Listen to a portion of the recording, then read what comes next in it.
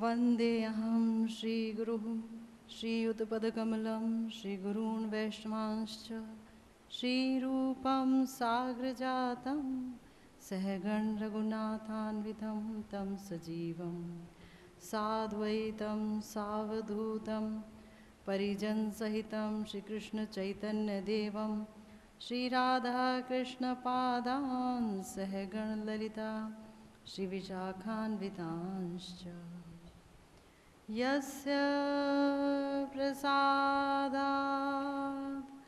भगवत्प्रसादो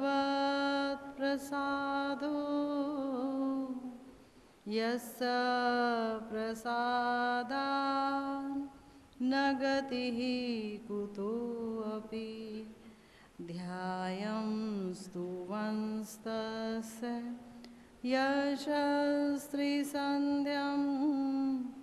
वन्दे गुरोः श्रीचरणारविन्दम्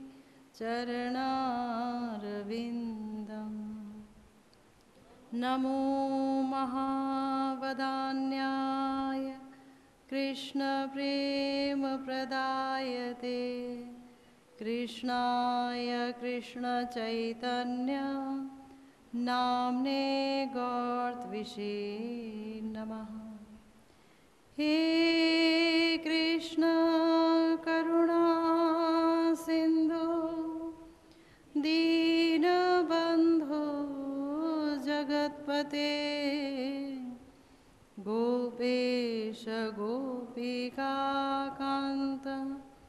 राधाकान्त नमोस्तुते। तप्त कांचन गौरांगी श्रीराधे वृंदावनेश्वरी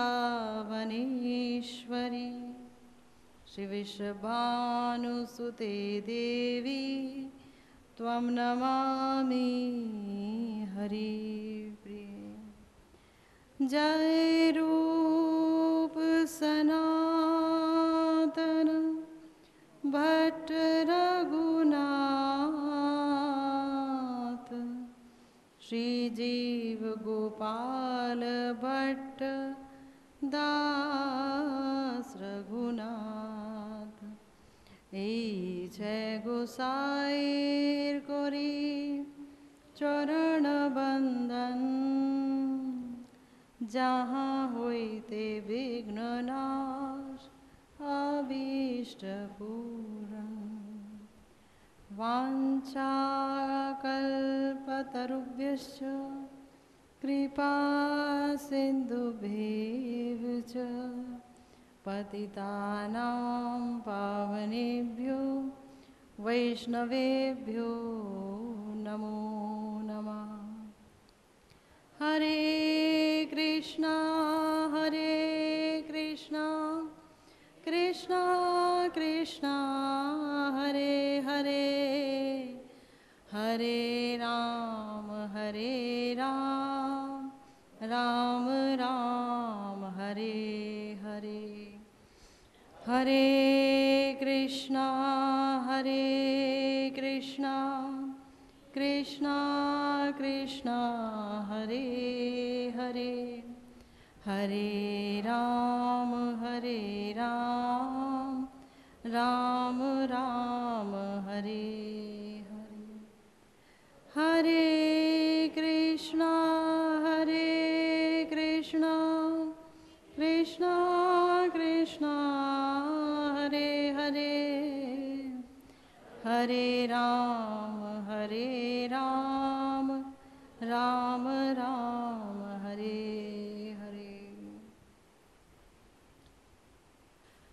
हंताय मद्रिर्बला हरिदास वर्यो यद्राम कृष्ण चरण स्पर्श प्रमोदः मानं तनोति सह गोगण योस्त योर्यत पानीय सूयवस कंदर कंद मूल है। अर्थात हे सखियों, ये गोवर्धन गिरी हरिदास श्रेष्ठ हैं, कारण ये श्री कृष्ण बलदेव के श्री चरण स्पर्श से प्रमोदित होकर स्वच्छ जल, सुगंधित सुकोमल तृण, विचित्र गुफा और नाना प्रकार के कंदमूल आदि से गायों और गोप बालकों के साथ श्री कृष्ण और बलराम की नाना प्रकार से सेवा किया करते हैं। तो हम सब श्रीमद् भागवतम में श्रील सुखदेव गोस्वामी जी द्वारा वर्णित वेणु गीत पर चर्चा कर रहे हैं। श्री वेणु गीत में गोपियों के पूर्व राग की स्थिति के बारे में वर्णन हुआ है। पूर्व राग जो कि अपने आप में इतनी आकर्षक दशा है कि भगवान श्री कृष्ण अपनी आह्लादनीय शक्तियों के साथ परकीय भाव में इस पूर्व राग दशा का आस्वादन करने के लिए इस धराधाम पर प्रकट होते हैं। भगवान रसोवैसा हैं और रस लेने की और रस का आस्वादन करने की जो उनकी शैली है वो परम आनंदमयी है। तो ये जो दशा है ये नित्य लोक में नहीं होती। पूर्व राग की दशा ये धराधाम पर भगवान गोपियों के साथ आस्वादन करते हैं, अपनी ही आध्यात्मिक शक्ति के साथ, अपनी ही आह्लादनी शक्तियों के साथ। तो उस दशा में आपने जाना कि कैसे गोपियाँ जो कि श्री कृष्ण की बंसी को सुनकर के अपने हृदय में उत्पन्न उनके प्रति राग को, अनुराग को, महाभाव को गोपन नहीं रख पाती हैं और एक दूसरे से मिलकर के श्री कृष्ण के वेणु माधुरी की चर्चा करती हैं। और वेणु माधुरी की चर्चा करते करते बार बार सोचती हैं कि स्त्री का जन्म लेकर के विधाता ने हमारे साथ कोई न्याय नहीं किया। अगर हम एक पत्थर का टुकड़ा होती, मेघ का टुकड़ा होती, नदी ही हो जाती, पशु ही हो जाती, वृक्ष ही हो जाती, तो ज़्यादा भाग्यशाली होती। दुनिया में ऐसा कोई व्यक्ति नहीं है जो तिर्यक योनि में जाना चाहता हो। 84 लाख योनियों से बचने के लिए इंसान भजन, पूजन, तपस्या, ज्ञान, योग, ना जाने कितने ही मार्गों का आसरा लेता है कि वो इस भव बंधन से, इस कारागार से छूट सके। सब बंधे हैं यहाँ पर, सब, एवरीबडी इज कंडीशन सोल, हर कोई बंधा हुआ है। तो इस भवबंधन से छूटने का तरीका मात्र है भक्ति। लेकिन बड़े मजे की बात है कि गोपियाँ वो कहती हैं कि हम ये तिर्यक योनि में जाना चाहती हैं। ये महाभाव की उपस्थिति के कारण ही गोपियों के अंदर ये भाव पैदा होता है। ये जो महाभाव है उनके प्रेम की पराकाष्ठा, उसके कारण ही वो श्री कृष्ण के दर्शन के लिए इतनी छटपटाती हैं, इतनी ज़्यादा छटपटाती हैं कि उन्हें लगता है कि तिर्यक योनि में अगर हम बिना बाधा के श्री कृष्ण के दर्शन का सुयोग पाती तो वही योनि हमारे लिए श्रेयस्कर है। तो विधाता ने ब्रज में जन्म दिया, गोपी बनाया, लेकिन ऐसा सौभाग्य प्रदान नहीं किया कि हम बिना रोक टोक के श्री कृष्ण मुखचंद्र का अबाध दर्शन कर पाए। तो इतनी तृष्णा से व्याकुल हैं गोपियाँ। प्रेम, और वो भी कृष्ण प्रेम, स्वभावतः तृष्णा युक्त होता है, तृष्णा युक्त होता है ना। ओ बड़े बड़े भक्त कहते हैं कि प्रेम की गति को कोई क्या समझे, जिसने प्रेम किया हो वही जाने। एरी मैं तो प्रेम दीवानी, मेरा दर्द न जाने कोई। ये तो मीरा जी बोल दी, लेकिन मीरा जी से अनेक ऊपर है गोपियों की कक्षा, उनकी स्थिति, उनकी अवस्थिति अनेक ऊपर। तो वो प्रेम दीवानी है और ये महाभाव दीवानी है। तो महाभाव में तो निमेष मात्र का विरह असहनीय होता है, पलक झपकने तक का विरह ये असहनीय होता है। और ऐसे में गोपियां कैसे प्राण धारण करके बैठी हैं, ये अचरज का विषय है। तो अपने हृदय की बात कह भी नहीं सकती, क्योंकि परकिया और रस है, यहाँ कह नहीं सकती, कहेंगी तो अपयश की भागी होंगी। सब योग माया का किया धरा है, क्योंकि गोपियों को क्या अपयश, जिनका स्मरण करने मात्र से बड़े बड़े मुनि, बड़े बड़े भक्त भगवत प्राप्ति कर लेते हैं, ऐसी गोपियां जिनका स्मरण श्रीमन महाप्रभु स्वयं करते हैं। गोपी गोपी गोपी, जब श्री राधा रानी के भाव में आ गए तो उनके अंदर गोपियों के प्रति एक बड़ा सुंदर भाव उत्पन्न हुआ। सोचने लगे कि गोपियां ही सच में महान हैं। सब कुछ छोड़ के मात्र कृष्ण सुख के लिए ही कैसे रहा जाता है, ये गोपियां ही जानती हैं। वही आचार्यां हैं प्रेम क्षेत्र की, प्रेम जगत की आचार्यां अगर कोई हैं तो वो गोपियां हैं। इसीलिए श्री कृष्ण ने कृपा करके उद्धव जी को प्रेम की शिक्षा लेने के लिए भेजा था ब्रज में। तो महाप्रभु तो सोच के बैठे हैं कि आहा हा, गोपी, गोपियों का प्रेम कितना महान है। कृष्ण तुमने इस प्रेम को कैसे भुला दिया। महाभाव में श्री कृष्ण यानी महाप्रभु वर्णन कर रहे हैं, राधा रानी का महाभाव है ना, तो गोपी गोपी कर रहे हैं, लेकिन उनके इस भाव को समझने वाला भला कौन। भगवान की मजबूरी है कि वो लीला तो करना चाहते हैं, पर सभी के साथ लीला हो नहीं सकती। खेल को जानने वाला होना चाहिए। इसीलिए समस्त लीलाएं उन्हें अपनी शक्तियों के साथ ही करना पड़ता है, अपनी परिकरों के साथ, क्योंकि खेल वही जानते हैं, है ना। हमारे तुम्हारे साथ कोई लीला नहीं हो सकती भगवान की, असंभव है। तो गोपी गोपी कर रहे हैं और वहाँ पर एक बहुत बड़े पंडित जी उनसे मिलने पहुँचे, और जब उन्होंने देखा कि ये क्या, गोपी गोपी गोपी, ये गोपियों का नाम तो किसी शास्त्र में नहीं दे रखा है, ये क्या निमाई पंडित इतने बड़े विद्वान होकर जिन्होंने केशव काश्मीरी को हराया, ये गोपी गोपी क्या रट रहे हैं।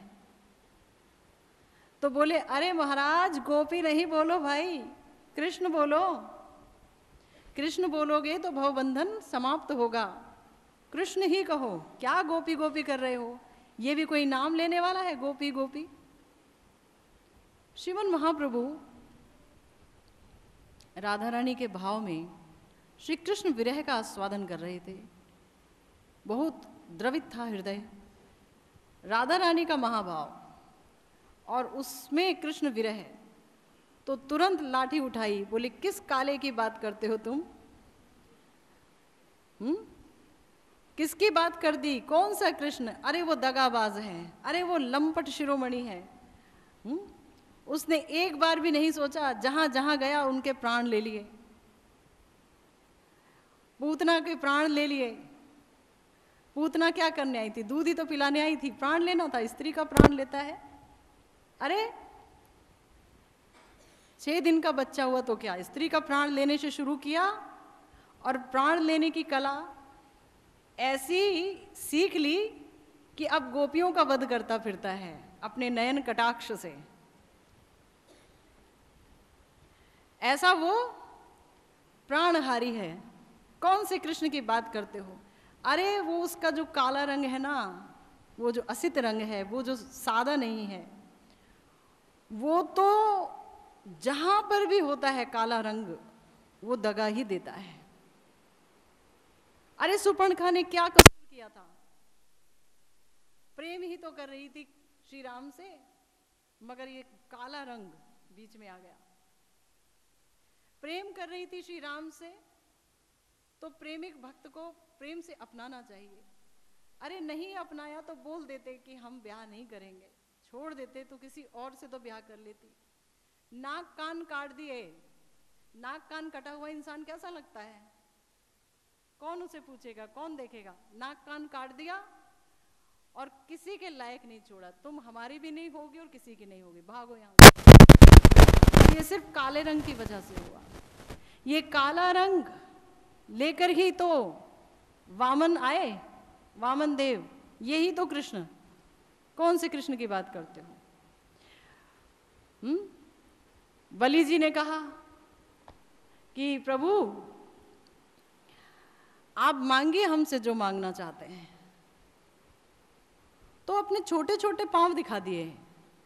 वामन के कितने बड़े बड़े पांव होंगे बताओ? छोटे छोटे ही तो पांव होंगे। बोने के कितने छोटे से, वो बच्चे के रूप में आए। छोटे छोटे पांव दिखा दिए, बोले हमें तो 3 पैर जमीन चाहिए, इससे ज्यादा हमें कुछ नहीं चाहिए। बलि महाराज ने समझाया कि हे ब्राह्मण कुमार, तुमको पूरा राज्य दे दूंगा, एक राज्य दे दूंगा, जमीन दे दूंगा, ब्राह्मणी से ब्याह करा दूंगा, खुश रखूंगा। अरे कुछ अच्छा चीज मांगो। तो देखो इस काले रंग की वजह से क्या छल किया, और फिर बलि को छल लिया और 3 पैरों में क्या नहीं नाप लिया और उनको पाताल लोक भेज दिया। बताओ, ऐसा छल किया। ये है काले रंग की खूबी। और सुग्रीव से मैत्री करके इस काले रंग वाले श्री राम ने क्या किया? क्या किया? बाली को, जिसका कोई दुश्मनी नहीं थी श्री राम से, छुप के मारा। तो ये काला रंग बेकार है। ये काले रंग वाला जो कृष्ण है ना, उसकी बात मत करो, मुझसे गोपी की बातें करो। तो क्या सच में महाप्रभु कृष्ण की बुराई कर रहे थे?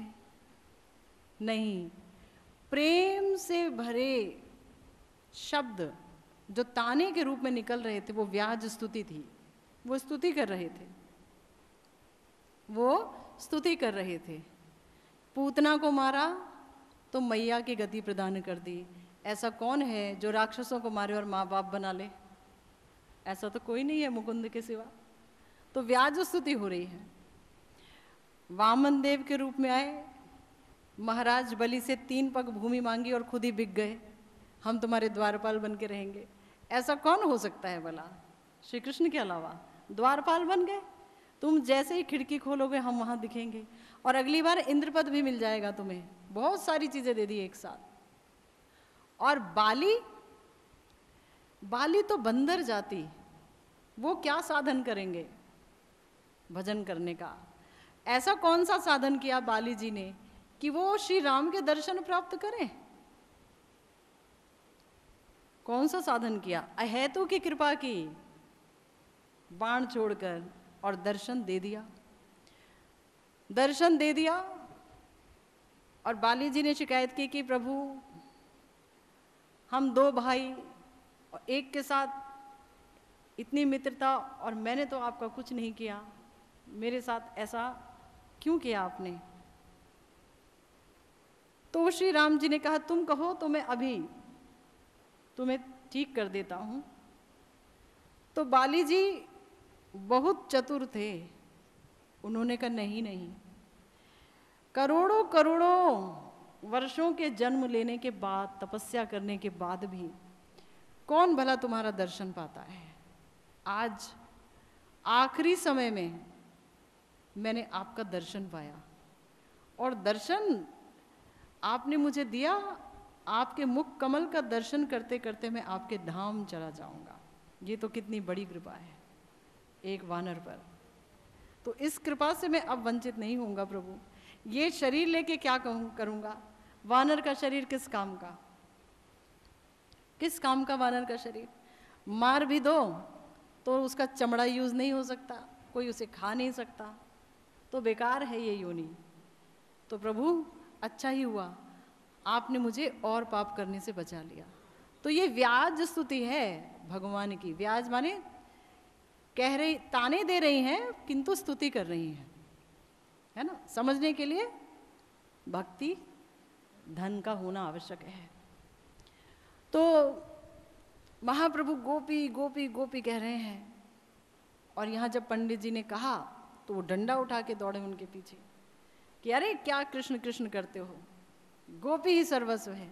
जिन गोपियों को छोड़ गया ऐसे करके खूब क्या कृष्ण की याद दिलाई। अब तो वो पंडित जी बहुत हैरान परेशान हो गए, आकर के बोले देखो निमाई पंडित क्या करता है। निमाई पंडित हम जैसे ब्राह्मणों को मारने के लिए दौड़ा। हमने क्या किया था? कृष्ण नाम ही तो लिया था। कृष्ण नाम सुनकर अब कौन समझे महाप्रभु के महाभाव की कथा को, किस भाव में वो अवस्थित हैं, ये कौन समझेगा? वो पंडित तार्किक कुतर्की ज्ञानी ये कहाँ समझ पाएंगे बेचारे भक्ति के भावों की कथाओं को। तो गोपियां अपने भाव को छुपा करके और किसी बहाने से कृष्ण चर्चा करते हैं। पिछले श्लोक में उन्होंने अपने अंतरंग भावों को व्यक्त कर दिया था, अपने प्रेम को व्यक्त कर दिया था कि ये जो पुलिंद रमणियां हैं ये कितनी भाग्यशालिनी हैं कि श्री कृष्ण के चरणों में किसी गोपी के अंग का लगा हुआ जो कुमकुम है वो घास पर लग गया, और उसको अपने हृदय में लगा करके गोपियां अपनी समस्त पीड़ाओं से, मदन ज्वाला से मुक्त हो गई। कृष्ण रस घन है, आनंद घन विग्रह हैं। कृष्ण आनंद ही हैं और कुछ नहीं है उसके सिवा। आनंद के अलावा और उनके अंदर कुछ नहीं है, वो स्वयं आनंद है। तो आनंद को जो छुएगा, आनंद को जो सुनेगा, आनंद को जो पढ़ेगा, आनंद का जो हो जाएगा वो आनंदित ही होगा, वो निरानंद में कभी नहीं जाएगा। तो यही उन पुलंद रमणियों का हाल हुआ, और गोपियां वस्तुतः अपने हृदय के भावों को पुलंद रमणियों के बहाने व्यक्त कर रही हैं कि हम भी कुल वधुएं ना होती और वही अनपढ़ गंवार लकड़ियां काटने वाली भीलनी होती तो हमें कुछ नहीं तो श्री कृष्ण के सुंदर चरण कमलों का स्पर्श ना भी मिलता तो भी स्पर्श मिलता उन तृण के बहाने। अब तो बाहर ही नहीं निकल सकती, गुरुजनों का पहरा है। तो यही तो आनंद है कि महाभाव से युक्त गोपियां एक पल नहीं रह सकती कृष्ण दर्शन के बिना, कृष्ण वेणु माधुरी को सुने बिना, लेकिन रहना पड़ता है। और यही सुंदरता है, क्योंकि जितनी बाधा होगी उतना प्रेम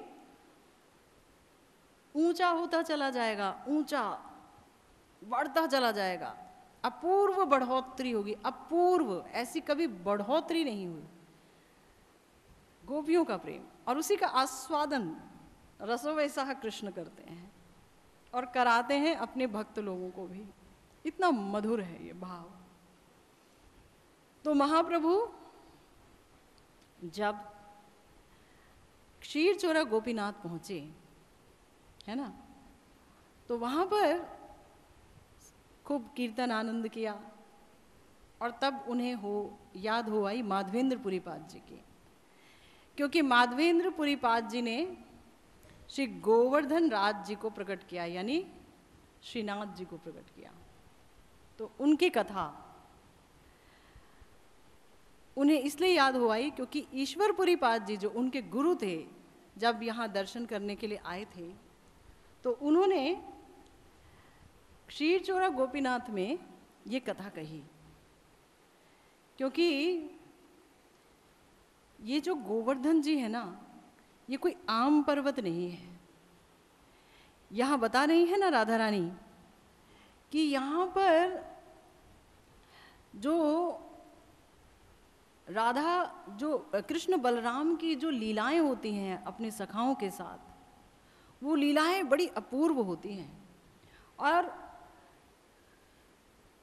रघुनाथ दास गोस्वामी जी जो कि रति मंजरी हैं, उन्होंने गोवर्धन जी की इतनी ज़्यादा स्तुति की है कि बार बार उनसे ये याचना की है स्तवावली में कि हे गिरिराज, मुझे अपनी तलहटी में दीजिए वास।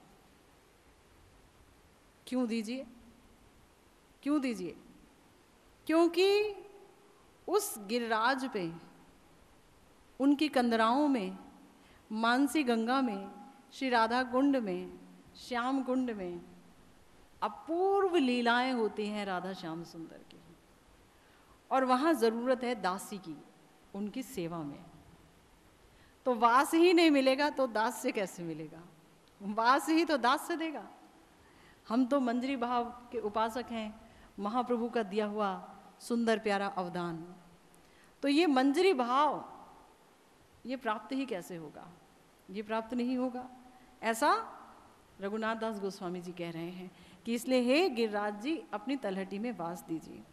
तो जहाँ कृष्ण बलराम और उनके सखा गिरिराज जी पर भ्रमण करते हैं, खेलते हैं, कूदते हैं, विभिन्न प्रकार के जो फल हैं उसका आस्वादन करते हैं, गिरिराज जी सब कुछ प्रकट करते हैं, तो भी वो वहाँ रहना चाहते हैं रघुनाथ दास गोस्वामी। क्यों?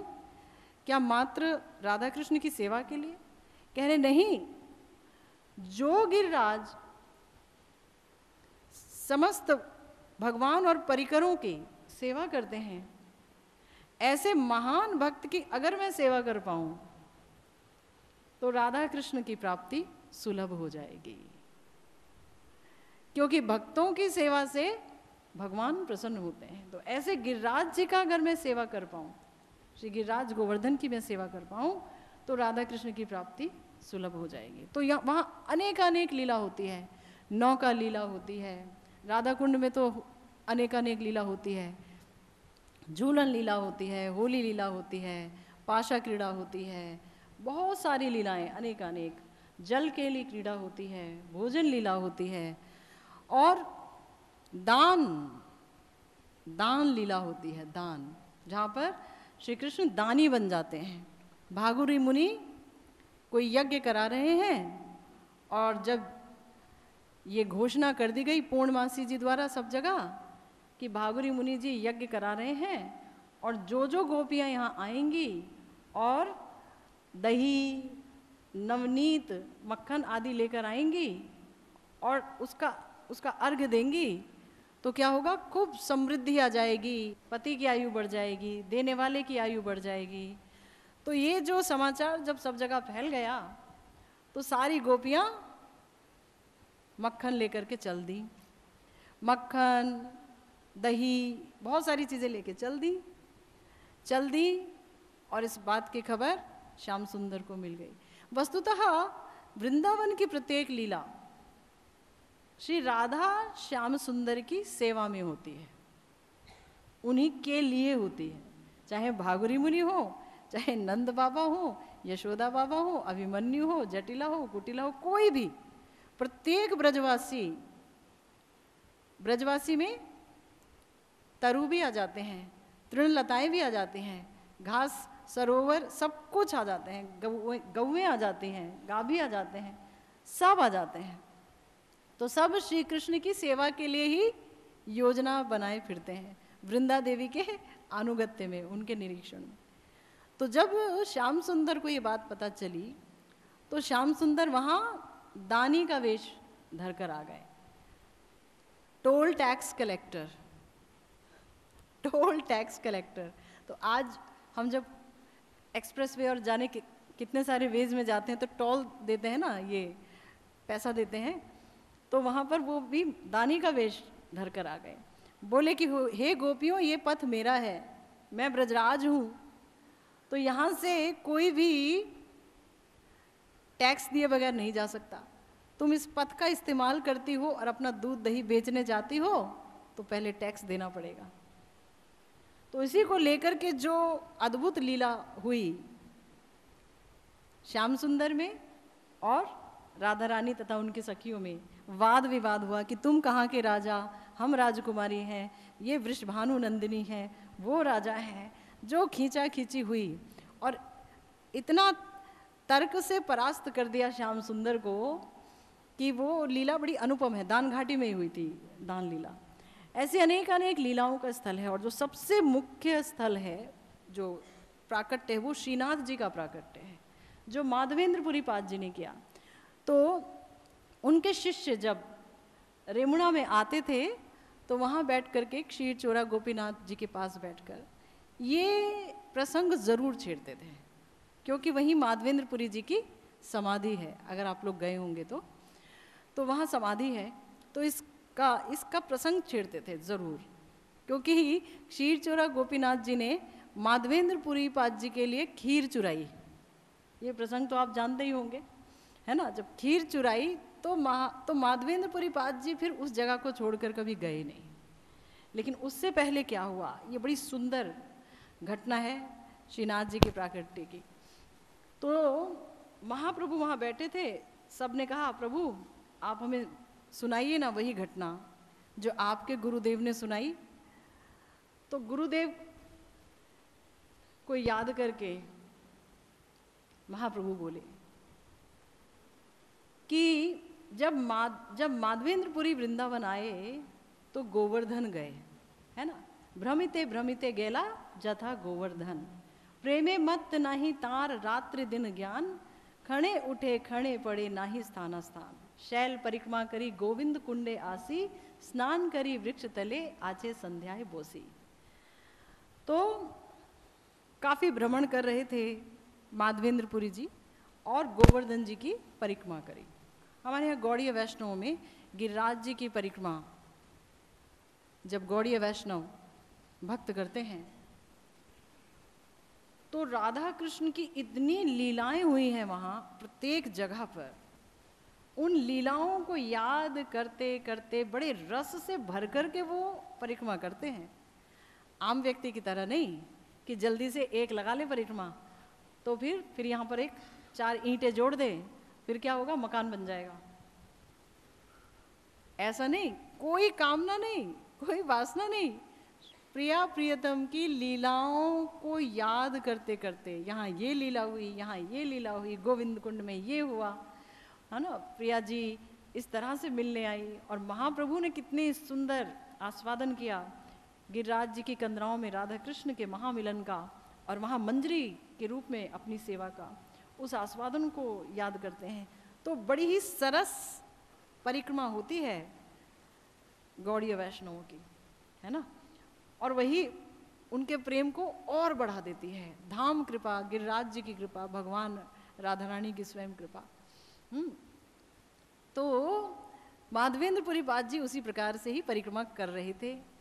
तो जब हर जगह रुकेंगे तो समय लगेगा, सोचेंगे, कीर्तन करेंगे, अश्रुपात होंगे, सारा दिन गुजर गया और शाम हो गई। शाम हो करके स्नान करके बैठ गए संध्या करने के लिए। बैठे तो थोड़ी देर बाद एक गोप बालक वहाँ आया, क्योंकि बहुत क्षुधित थे। किंतु माधवेंद्रपुरी जी क्या थे, अयाचक थे। अयाचक माने किसी से मांगते नहीं थे कि आप मुझको कुछ खाने को दो। जैसे हमारे यहाँ सब मधुकरी करते हैं, तो गौड़ीय वैष्णव लोग आज भी मधुकरी करते हैं, काफ़ी सारे भक्त हैं। तो वो लोग 3-4 घर या 5 घर चुन लेते हैं, वहाँ से जो मिल जाएगा बस वही लेंगे और उसी को भगवान को भोग लगा के प्रसाद पा लेंगे, रूखा सूखा जैसा भी। तो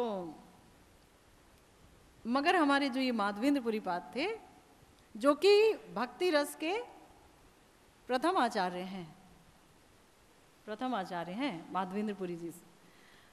तो ये बैठ गए, क्षुधित थे, बहुत भूखे थे। तो वहाँ एक गोप बालक आया दूध लेकर के, दूध लेके आया और आसी आगे धरी किचु बोली लो हासिया, पूरी ए दुग्ध लैया करो तुम्ही पान, मांगी कहने नाही खाओ कीवा करो ध्यान। कहने लगे कि दूध पियो, दूध पियो, और दूध पी करके ये दूध का बर्तन मुझको दे दो। और ये बताओ तुम मांगते क्यों नहीं हो, मधुकरी करने क्यों नहीं जाते हो, तुम ऐसे क्यों बैठे ध्यान करते रहते हो? मांगने जाओगे तभी तो कुछ मिलेगा ना, ऐसे भूखे रह जाते हो। पुरी ने, जब माधवेंद्रपुरी पाद जी ने देखा उस बालक को, तो बालकेर सौंदर्य पुरी होइलो संतोष, ताहार मधुर वाक्य गेलो दुख शोक।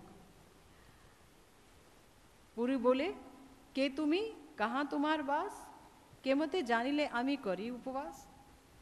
कुछ दिन हो गए थे उपवास करते हुए, 2-3 दिन हो गए थे, मांगा नहीं तो मिला नहीं, अयाचक वृत्ति थी।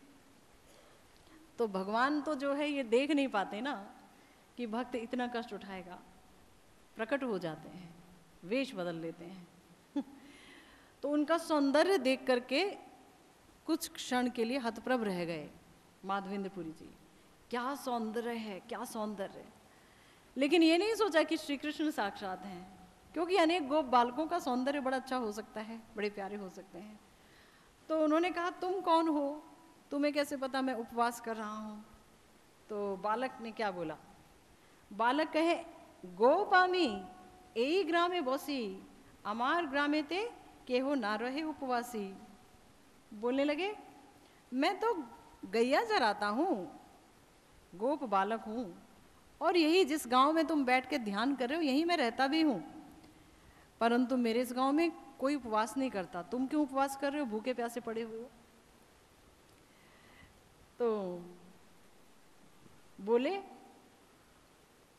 केहो अन्न मांगी खाए, केहो दुग्धहार, अयाचक जने आमी दिए तो आहार, जल नीते स्त्रीगण तुम्हारे देखी गेलो, स्त्रीगण दुग्ध दिया हमारे पठाई लो।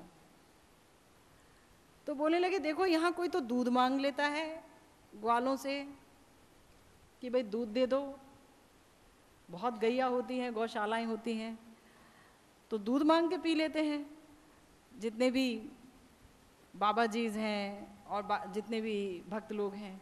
या कोई अन्न मांग लेता है कि रोटी दे दीजिए, आटा दाल दे दीजिए तो हम ही खुद बना लेंगे, कोई ऐसे मांग लेता है।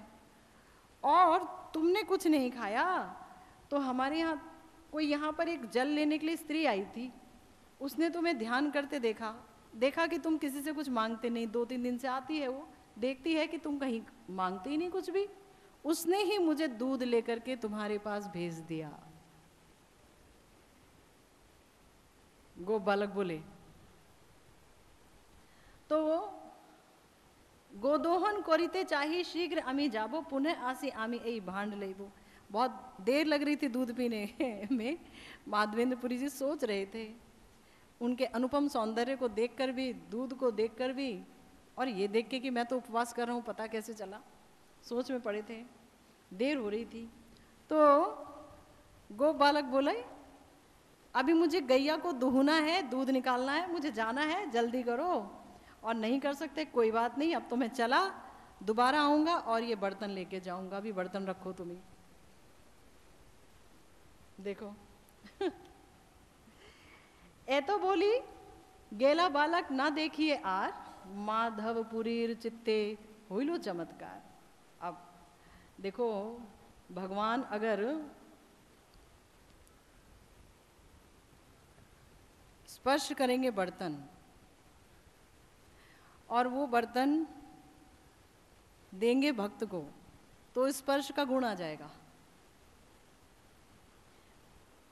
भगवान का हर चीज आनंद से भरपूर है। उनका स्पर्श, करतल पदतल स्पर्श अनेक कोटि चंद्रमाओं की अपेक्षा सुशीतल है, जिसकी कामनाएं समस्त गोपियां किया करती हैं। तो वो गुण संचारित हो जाएगा। तो वो गुण संचारित हो गया माधवेंद्रपुरी जी में, उनको चमत्कार हो गया। ऐसे हम किसी दूधिया से दूध लेने जाएंगे, हम चमत्कृत नहीं होंगे। कोई आम बच्चा आ जाएगा, चमत्कृत नहीं होंगे। कृष्ण ही वेश बदल करके आए और उनके स्पर्श गुण से चमत्कृत हो गए श्रीपाद माधवेंद्रपुरी। दुग्ध पान करी भांड धुइया राखी लो, बाट देके से बालक पुनः न आई लो। दूध पी लिया, बर्तन भी धो दिया, सोचा कि अब लड़का आएगा ले जाएगा, नहीं आए। ठीक, नहीं तो आए, लेकिन वेश बदल के ही क्यों ना आए। अगर भगवान सामने आएंगे तो भक्त के साथ एक ऐसा संक्रमण होगा भगवान का और उनकी भगवत्ता का कि भक्त का जो हृदय है वो व्याकुल हो जाएगा। भक्त का हृदय व्याकुल हो जाएगा। और वही हुआ उनके साथ। बोसी नाम लय पूरी नाही निद्रा होए, शेष रात्रे तंद्रा हो लो बाह्य वृत्ति लोय। बैठ करके हरिनाम कर रहे थे, नींद नहीं आ रही थी। और तब क्या हुआ, नींद नहीं आ रही थी, 3 पहर तक नाम लेते रहे। और जब उनको हल्की सी तंद्रा लगी, तंद्रा होती है कि नींद अभी लगी भी नहीं और नींद लगी भी, समझ रहे, झपकी आना, लेकिन तो भी चेतना अभी भी है ना, पता चल जाएगा आसपास क्या हो रहा है। तो जैसे ये हालत हुई तो स्वप्ने देखे से बालक सम्मुखे आसिया, एक कुंजे लैया गेलो हाथे ते धोरिया। कुंज देखाइया कहे आमी एक कुंजे रोई, शीत वृष्टि बाताग्निते महा दुख पाई। ग्रामीण लोक आनी आमा काड़ो कुंज होइते, पर्वत ऊपरी लैया राखो भालो मते। क्या बोलने लगे, आ गए स्वप्न में, और आकर के वही बालक जो दूध देने आया, उसने उनका हाथ पकड़ा और एक कुंज के पास ले गए। कुंज के पास बहुत सारी लताएं आदि थी, और वहां पर ले जाके बोले, देखो मैं इस कुंज में ही रहता हूं, मिट्टी के नीचे, है ना, और मैं इस कुंज में रहता हूँ। खूब वृष्टि पड़ती है, खूब ठंडा लगता है मुझे, खूब घाम होता है, तो बड़ा दुख मिलता है, महादुख। तुम जाओ गांव के लोगों को लाओ और मुझे यहाँ से निकाल लो। खुद ही तो निकल के आए थे दूध देने के लिए, निकाल लो माने। देखो कैसे भगवान, भक्त को ही भगवान का इंतजार होता है, ऐसा नहीं है। भगवान को भक्त का ज्यादा इंतजार होता है, ज्यादा इंतजार होता है। खुद आए थे, खुद नहीं निकल सकते, तुम्हारे लिए मुश्किल क्या है, क्या क्या लीला करते हैं। विग्रह के रूप में भी लीला करते हैं, साक्षात तो लीला करते ही है, लीला विग्रह है ही वो, और विग्रह में भी लीला छोड़ते नहीं है। तो माधवेंद्रपुरी पाद जैसे निष्किंचन भक्त, भक्त की परिभाषा यही है कि उसके अंदर कृष्ण सुख के अलावा अन्य किसी अभिलाषा नहीं होनी चाहिए, कोई अभिलाषा नहीं होनी चाहिए। अगर कोई भी अभिलाषा है सकाम, कोई भी अभिलाषा, पैसे की, प्रमोशन की, तरक्की की, और कोई भी अभिलाषा है, तो वो मिश्रित भक्ति है, वो शुद्ध भक्ति नहीं है। वो आपके हृदय को द्रवित नहीं कर सकती, कृष्ण के हृदय को द्रवित नहीं कर सकती, कृष्ण वशीभूत नहीं होंगे, और फिर मनुष्य जीवन ऐसे ही चला जाएगा। पूरा दमखम लगा करके, जितना दम है, बचपन से लेके बुढ़ापे तक सिर्फ भजन करना चाहिए, क्योंकि भजन के लिए ही शरीर मिला है। इतना परिपक्व हो जाना चाहिए भाव, जैसे माधवेंद्रपुरी पाद जी का हुआ कि भगवान खुद आए, दूध पिला गए, हाथ धर के कुंज में ले गए। अरे वो खुद भी तो निकल सकते हो ना, नहीं नहीं, शुद्ध भक्त जब आएगा मैं तो तभी निकलूंगा, मुझे तो उसी की सेवा ग्रहण करनी है जब वो आएगा। तो मिलते कहाँ हैं शुद्ध भक्त? अभी भगवान की हालत होती तो वहीं पड़े रहते, कौन निकाल पाता, कहाँ है? कामना वासनाओं के कीड़े मेरे जैसे व्यक्ति के हृदय में तो कुलबुल कुलबुल कुलबुल करते रहते हैं, इतने भयंकर तरह से। तो कहाँ, आज भी तो वही भगवान है, पर बात ही नहीं करते किसी से। देखो कैसे इनसे बात कर रहे हैं। तो कह रहे हैं कि मुझे बाहर निकालो, मैं बहुत दुखी हूँ, और पर्वत के ऊपर, गोवर्धन पर्वत के ऊपर ही मुझे रखना ठीक ठाक से। एक मठ करी ताह करो स्थापन, बहु शीतल जले करो श्री अंग मार्जन, बहु दिन तुम्हार पथ करी निरीक्षण, कबे आसे माधव आमा करी वे सेवन। आहा, क्या बात है।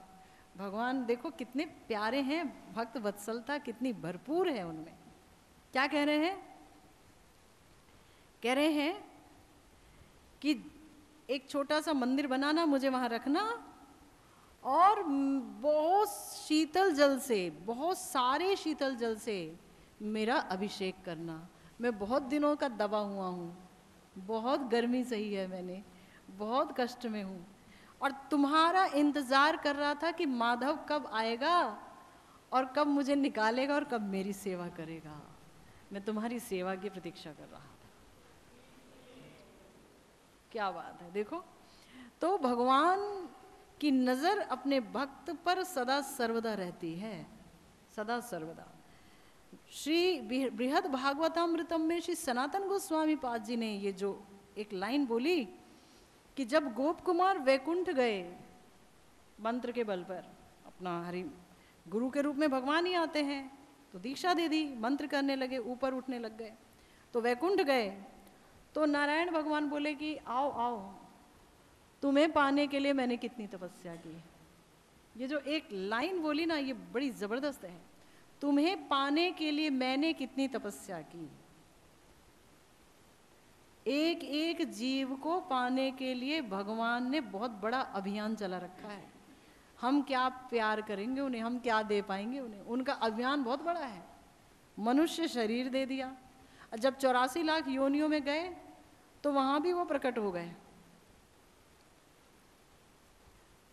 मल में गए, हम मल के कीड़े बने, तो वहां कोई नहीं जाता। आज हम अपने माँ बाप से बोलें, भाई से बोलें, पत्नी से बोलें, पति से बोलें, हम मल के कीड़े बनने जा रहे हैं, हमें भगवान ने भविष्यवाणी की है और बोला एक व्यक्ति साथ जाएगा, तुम चलोगी? पूछ के देखना, कोई नहीं जाने को तैयार होगा। सब बोलेंगे नहीं, अपने अपने कर्म है, आपका जैसा कर्म होगा आप पाओगे, हमारा जैसा कर्म होगा हम पाएंगे। हम तो ये संसार में साथी हैं, संसार के परे की वस्तु हम थोड़ी ना जानेंगे। लेकिन वो नहीं छोड़ते, उनका अभियान ऐसा है कि एक क्षण के लिए भी अगर मैंने इसको छोड़ दिया और इसका दिमाग मेरे में आ गया तो कौन अपनाएगा। एक क्षण के लिए भगवान नहीं छोड़ते, परमात्मा रूप में हृदय में अवस्थित रहते हैं। क्या तो अभियान है इनका, एक जीव को पाने के लिए। और कहाँ राधा रानी, उनकी तो चर्चा ही अभी मत करो। एक जीव को पाने के लिए कृष्ण का अभियान, वापरे सोच के ताज्जुब होता है। 84 लाख योनियों में तुम भी फिरोगे हमारे साथ, तुम्हें क्या जरूरत है?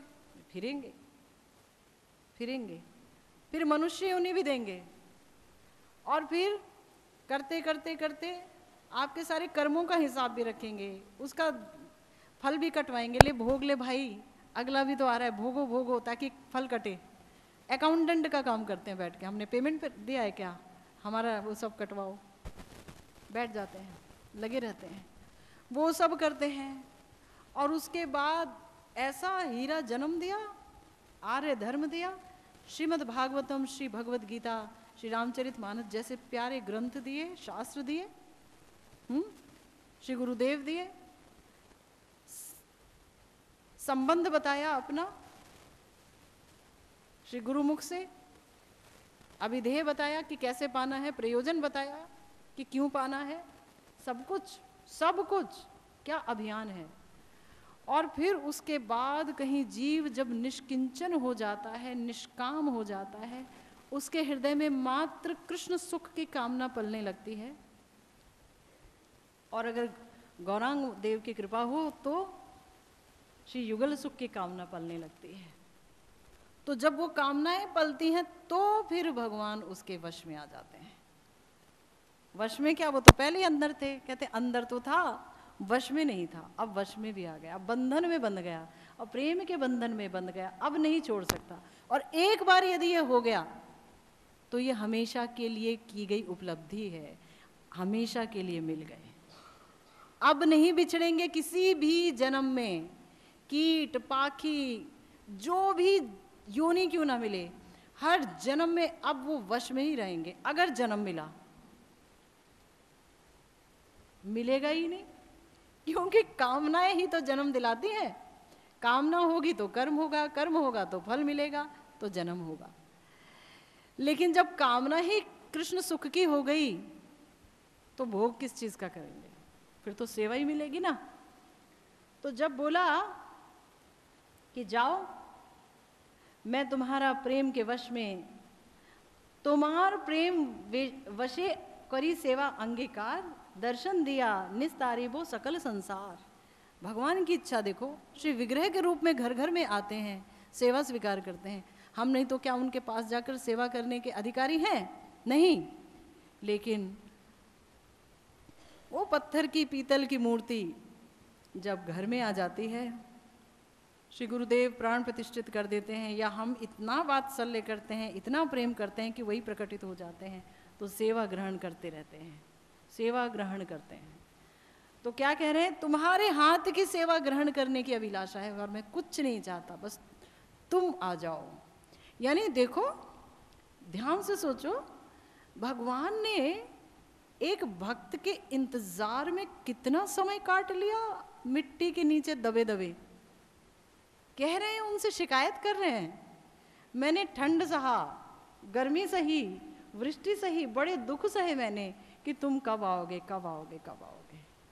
और अब तुम आ गए, तो अब देखो कोई हिचकिचाहट नहीं, कोई फॉर्मेलिटी नहीं, फटाफट मुझे यहाँ से निकालो, बहुत ज़्यादा अभिषेक करना, चंदन लेके आना, मुझे लगाना, मैं बहुत दिनों का भूखा हूँ। इनकी भूख मिटाने के लिए आ गए, अपनी भूख नहीं मिटा पाए। इनकी भूख मिटाने के लिए आ गए माधवेंद्रपुरी पाद जी की। देखिए इनकी लीला है। पर एक बार भी प्रश्न नहीं पूछा माधवेंद्रपुरी जी ने कि आप मेरे लिए आ गए, तो आप खुद, ये क्या लीला है आपकी? कोई प्रश्न नहीं, है ना। और क्या कहते हैं कि मुझे प्रकट करो, मैं सबको दर्शन दे करके सारे संसार का निस्तार करूंगा। श्री गोपाल नाम मोर गोवर्धन धारी, ब्रजेर स्थापित आमी इहा अधिकारी।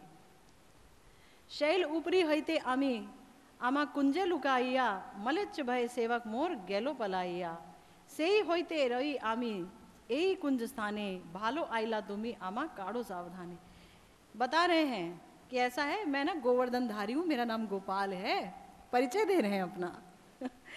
और जब यमनों ने, मुस्लिमों ने अटैक किया था, तो उनके डर से मुझे इस कुंज में मेरे सेवक ने छुपा दिया था और वो भाग गया था। तब से मैं इस कुंज के नीचे, मिट्टी के नीचे पड़ा हुआ हूँ। अब तुम आ गए, बहुत अच्छा हुआ।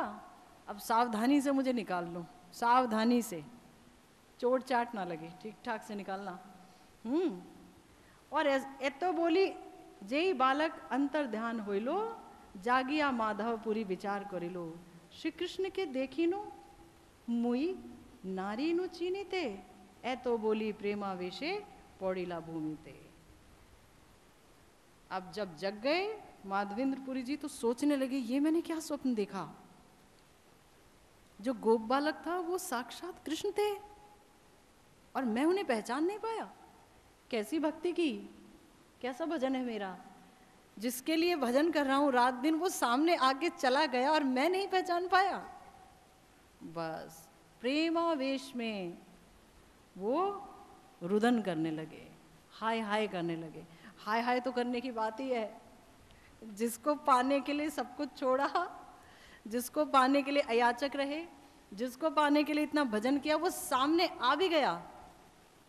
लेकिन छलिया है, छल करना स्वभाव है इनका, महा छलिया। एक साधारण बालक के रूप में आया, बताओ किसकी इतनी दृष्टि है कि तुरंत पहचान ले कि ये तो मेरा वो चांद का बाजार है। कृष्णदास कविराज जी ने बोला ना कि ये कृष्ण का जो वपु है वो चंद्रमा का हाट है, मुख चंद्र है। मुख चंद्र है, उस मुख चंद्र पे भी कितने सारे चंद्र हैं पता है ना, 2 गाल हैं वो चंद्रमा है, पूरा मुख कमल चंद्रमा है, ललाट अर्ध चंद्र है, तिलक पूर्ण चंद्र है। हाथों की नखमणियाँ ये नख चंद्र हैं, तो 10 नख चंद्र हैं, नीचे भी 10, चरण कमल में 10 नख चंद्र हैं। तो ये 24.5 चंद्रों का हाट है चलता फिरता, ये कृष्ण चंद्र। कृष्ण चंद्र लेकिन नजर नहीं आया, है ना, क्या छल किया।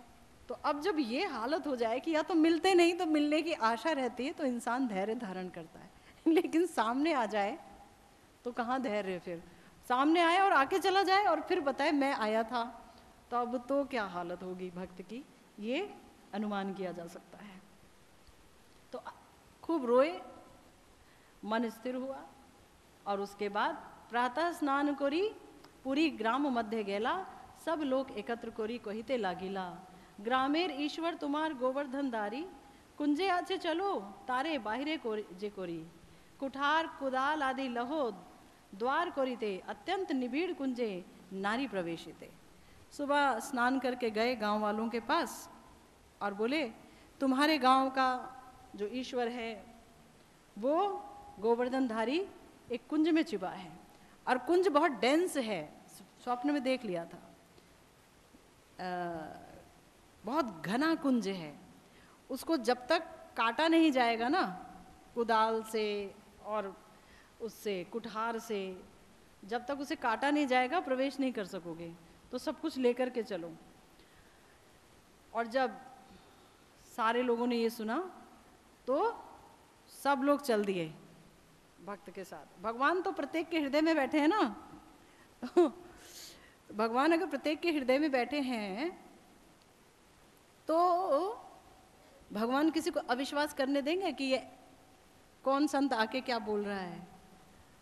नहीं, क्योंकि भगवान की इच्छा है मुझे निकालो, और प्रत्येक के हृदय में परमात्मा रूप में भी बैठे हैं, तो सब ने तुरंत विश्वास कर लिया, सब ने लिया अपना कुठार वगैरह और कुदाल और चल दिए और वहाँ कुंज को काट काट के द्वार किया, अंदर गए तो ठाकुर देखी लो माटी तृणे आच्छादित, देखी सब लोग होइलो आनंदे विस्मित, आवरण दूर करी लो चिन्हिते, महाभारी ठाकुर के हो नारे चलाईते। तो देखा क्या कि ठाकुर हैं अंदर और मिट्टी और घास से आच्छादित हैं, उनके ऊपर मिट्टी और घास पड़ी हुई है, ढके हुए हैं एकदम, और सबने साफ किया तुरंत, तो देखा बड़े भारी ठाकुर हैं और उनको कोई हिला नहीं पा रहा था। महा बलिष्ठ लोग एकत्र करिया, पर्वत ऊपरी गेलो पुरी ठाकुर लैया। पुरी के निर्देशन में महाबलिष्ठ लोग आए और ठाकुर जी को उठाया और पर्वत पर ले गए।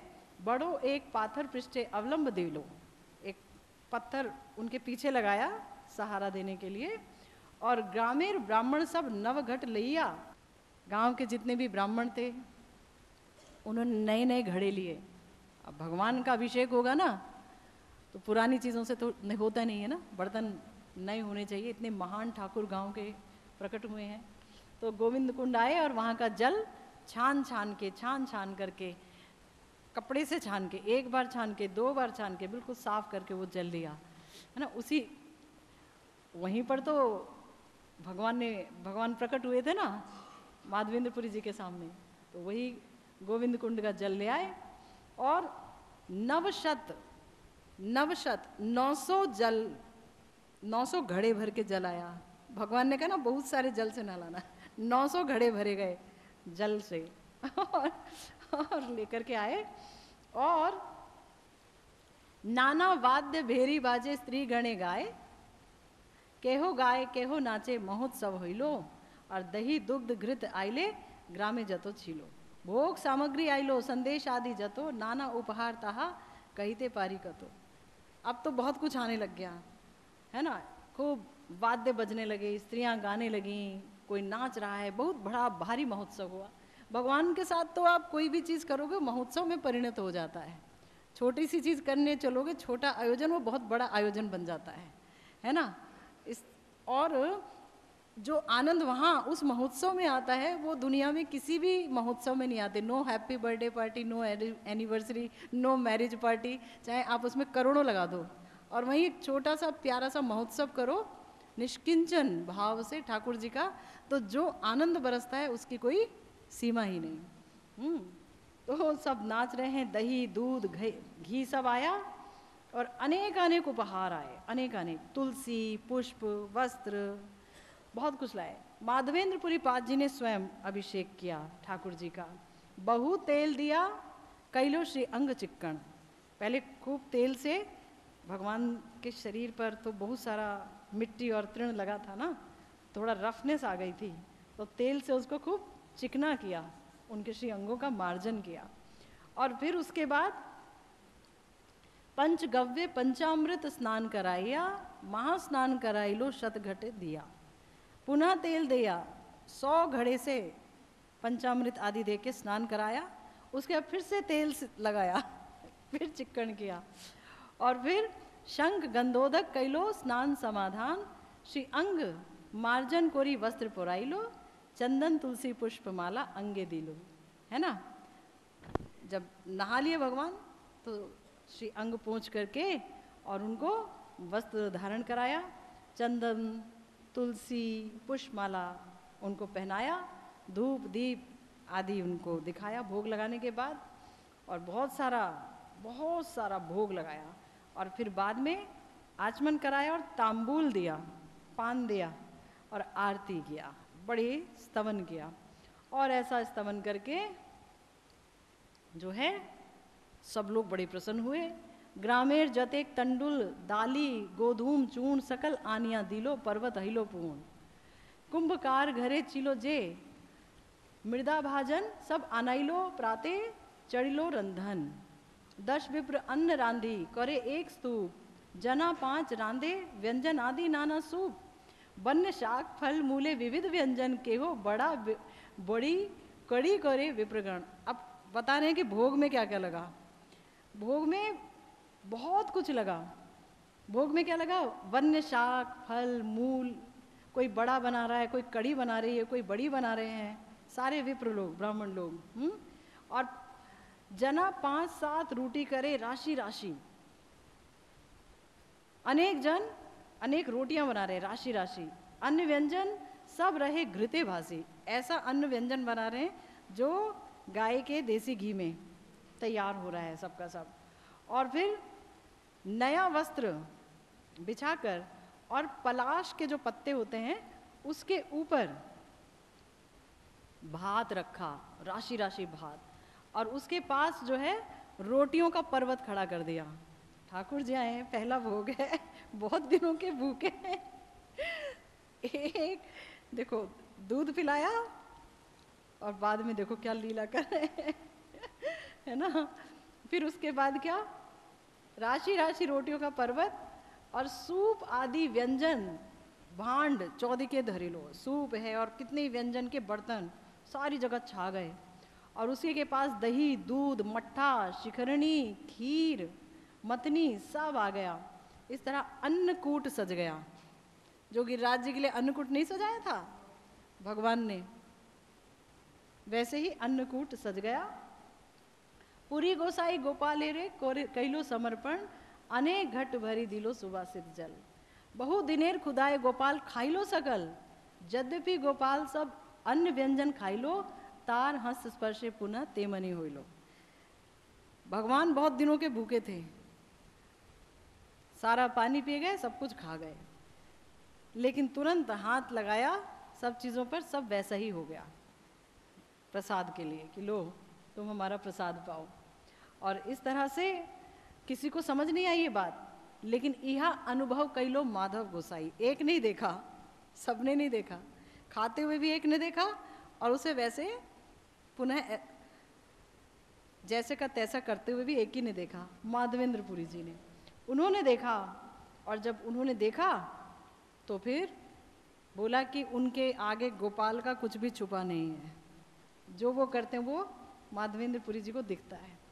तो खैर इस तरीके से गोपाल जो हैं वो प्रकट हुए और आज भी प्रकट हैं। श्रीनाथ जी में सेवा ले रहे हैं, नाथ द्वारा में आप लोग गए होंगे।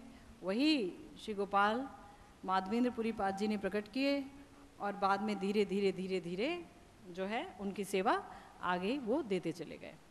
क्योंकि फिर तो ये जो भक्त होते हैं ना, ये तो लीला स्मरण में इस तरह से बहने लगते हैं कि ये फिर इतनी बड़ा महोत्सव रूपी सेवा प्रतिदिन स्वयं नहीं कर पाएंगे, है ना।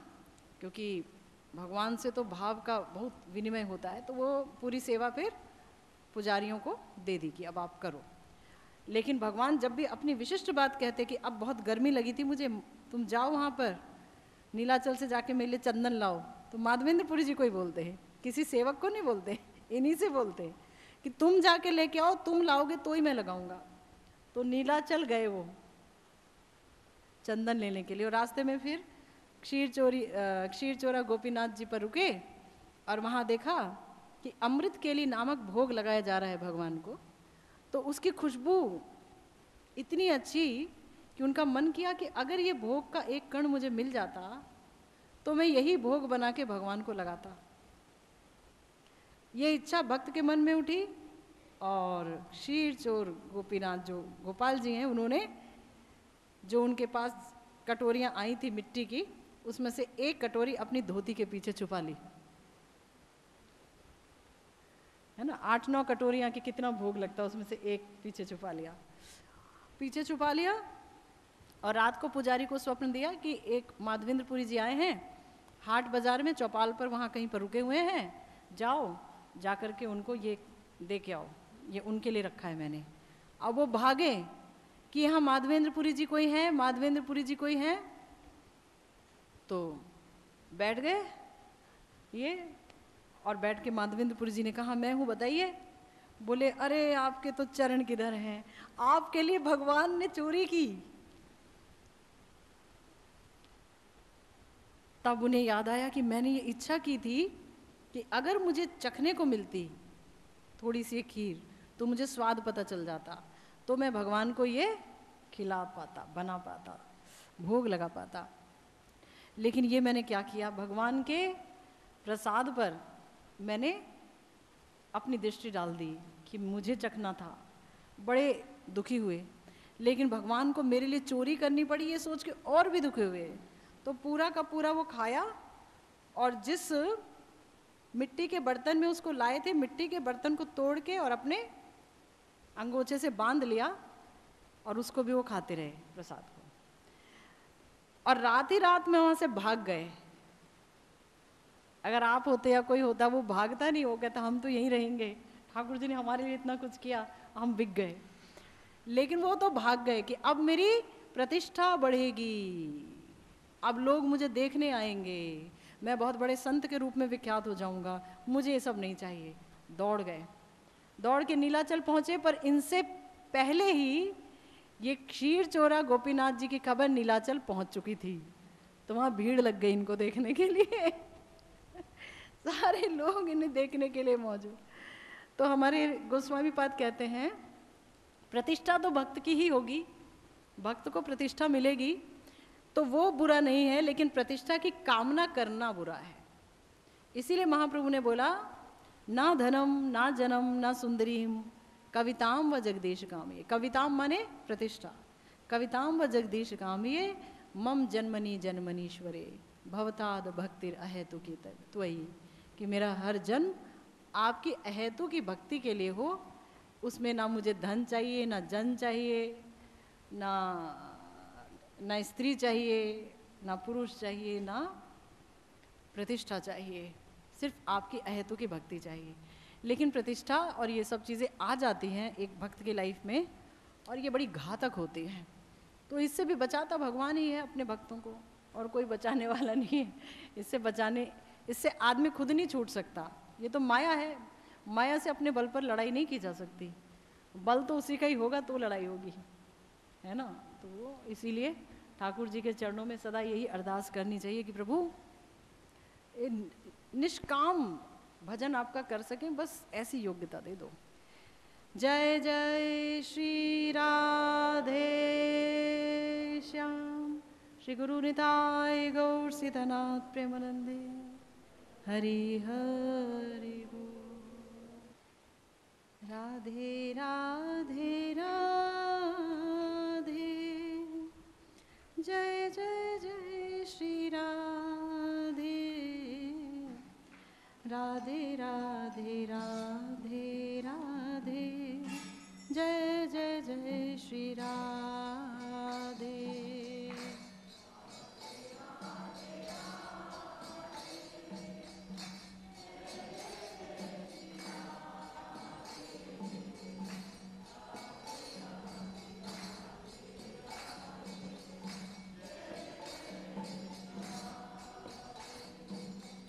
राधे राधे राधे, जय जय जय श्री राधे, राधे राधे राधे राधे, जय जय जय श्री राधे।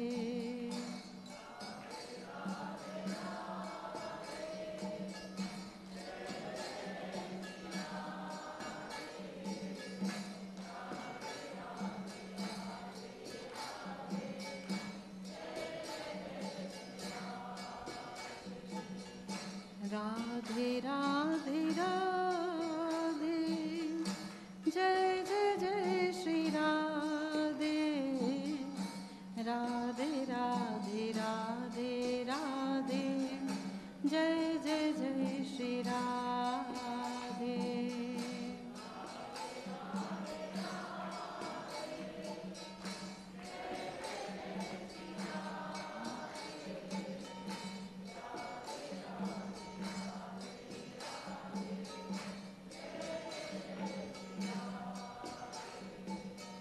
राधे राधे राधे, जय जय जय श्री राधे, राधे राधे राधे राधे, जय जय जय श्री राधे।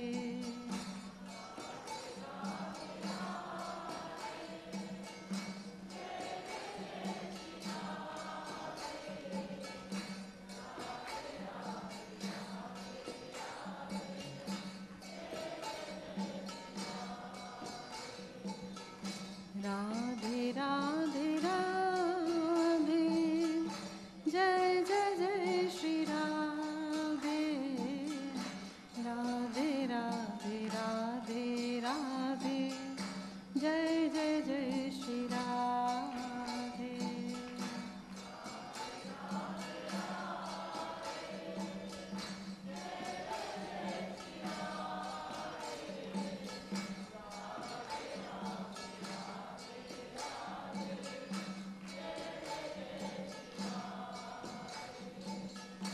राधे राधे राधे, जय जय जय श्री राधे, राधे राधे राधे राधे, जय जय जय श्री राधे।